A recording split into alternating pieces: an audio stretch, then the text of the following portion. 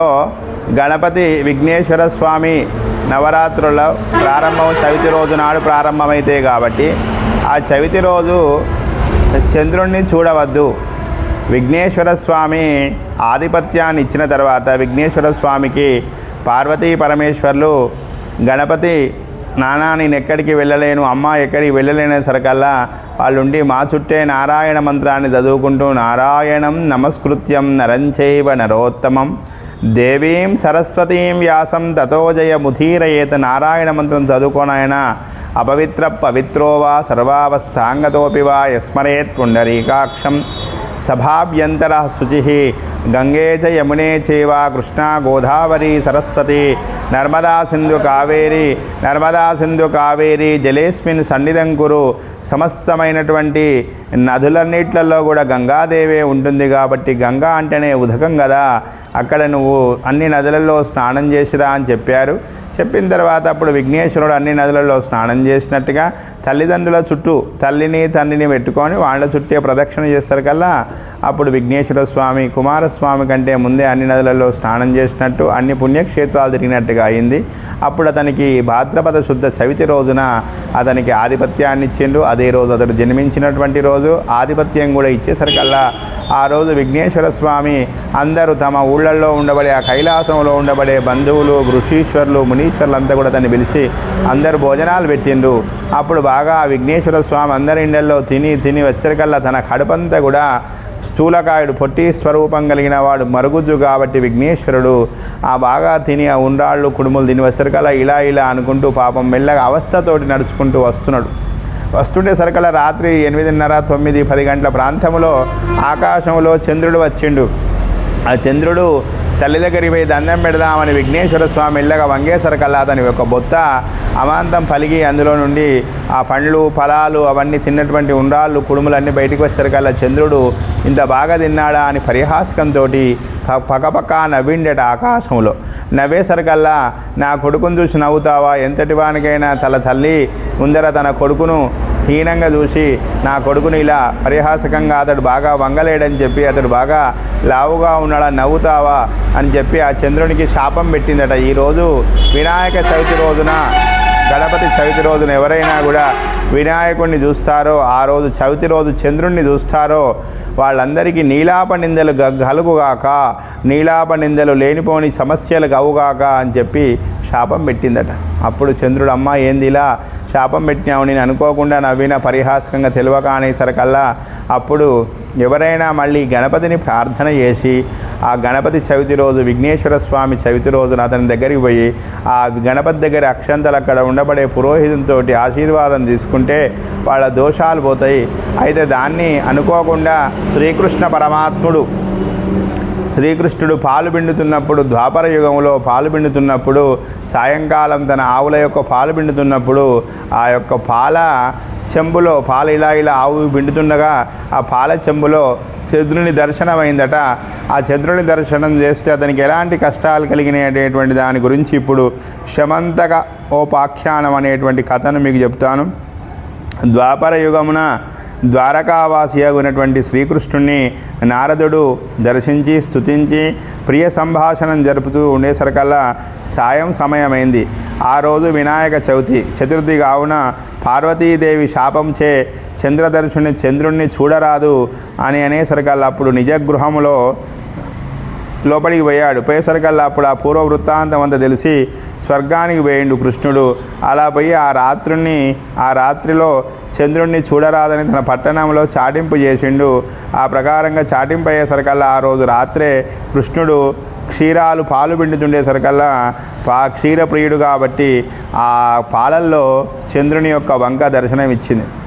ఆ పాలు బితుకుతుండేసరికల్లా చంద్రుని ప్రతిబింబాన్ని చూసి ఓహో నాకెట్టి ఆపద కలుగుతుందో అని సంశయంగా ఉన్నాడు. కొన్నాళ్లకు సత్రజిత్తు అనేటువంటి సూర్య వరముచే శమంతకమణిని సంపాదించి శ్రీకృష్ణ దర్శనార్థమై ద్వారకా పట్టణానికి పోచుండగా కృష్ణుడు అతనికి మర్యాద చేసి ఆ మణిని తన యొక్క రాజ్యానికి ఇమ్మని అడగగా అతడు ఇది 8 బారుల బంగారమును దినముల 8 బారుల బంగారాన్ని ఇస్తుంది, ఇలాంటి యొక్క బంగారు ఆభరణం ఇది, దీన్ని నీకు ఇయ్యను అన్నాడు.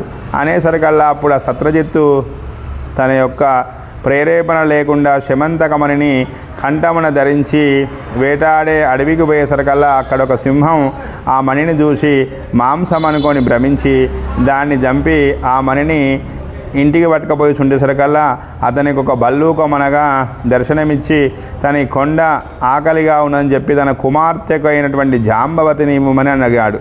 అప్పుడు ఆ సత్రాజిత్తు శ్రీకృష్ణుడు చెప్పిన ప్రకారంగా తన సోదరిని అయినటువంటి ఆ చంపి దాని యొక్క రత్నాన్ని తన పట్టణానికి పట్టుకపోయాడు. కృష్ణుడు అది విని క్షీరమున చంద్రబింబాన్ని చూసినటువంటి ఫలం వలన ఇలా జరిగిందనుకొని తనను వెదకగా వెదకగా ఆమె అరణ్యములో ఒక కళేభరమునందు సింహపు కాలి జాడలను చూసి బల్లూక దర్శనం చేత గావించాను. ఆ దారి గుండా పోవుచుండగా ఆమెకు పర్వత గుహద్వారము కనుకొని అక్కడ శ్రీకృష్ణుడు కల్పించి శ్రీకృష్ణుడు ఆమెతో యుద్ధం చేసి ఆ శమంతకమణిని తీసుకొని వచ్చిన వాడాయన. ఈ ప్రకారంగా శమంతకమణి అనేటువంటి ఒక మణిని, అది చాలా గొప్పనైన మణి. ఆ మణిని దగ్గర పెట్టుకున్నట్లయితే అది రోజు 10 గ్రాముల అంటే అప్పటి కాలంలో రోజు తులం బంగారాన్ని తయారు చేసేటువంటి మణి. అలాంటి మణిని శమంతకమణిని పట్టుకొని వచ్చాడు ఆ రాజు అనుకోకుండా. పట్టుకొని వచ్చేసరికల్లా శ్రీకృష్ణ పరమాత్ముడిని నాకు ఏమనేసరికల్లా అతడు నేను ఇయ్యా అని పట్టుకొని పోతుంటే అడవిలో అతన్ని దొంగలు సంహరించి ఆ మణిని పట్టుకపోయి దాన్ని గృహలో దాచిండు. ఆ గుహకు అధిపతి జాంబవంతుడు. ఆ జాంబవంతుడు నీ యొక్క కూతురే జాంబవతి కొద్ది రోజులకు శ్రీకృష్ణుడు అతని దగ్గరికి పోయి యుద్ధం చేసి ఆ అమ్మాయిని వివాహం చేసుకొని ఆ యొక్క నగను దాని శమంతకమణిని మళ్ళీ సత్రాజిత్తుకు అప్పచెప్పిండు. అలాంటి గొప్పనైనటువంటి ఈ యొక్క గణపతి నవరాత్రుల రోజు ఎవరైనా శ్రీకృష్ణ పరమాత్ముడు ఎలాంటి తప్పు చేయకుండా అతనికి నీలాప నిందలు కలిగినాయి కాబట్టి ఈరోజు ఎవరైనా చంద్రుణ్ణి చూస్తే వినాయక చవితి రోజు అప్పుడు పార్వతీదేవి శాపం పెట్టింది కాబట్టి గణపతి నవరాత్రులలో ఫస్ట్ రోజు చవితి రోజున ఎప్పుడైనా కూడా ప్రతి నెలలో కూడా చంద్రవంక చూడవద్దంటారు.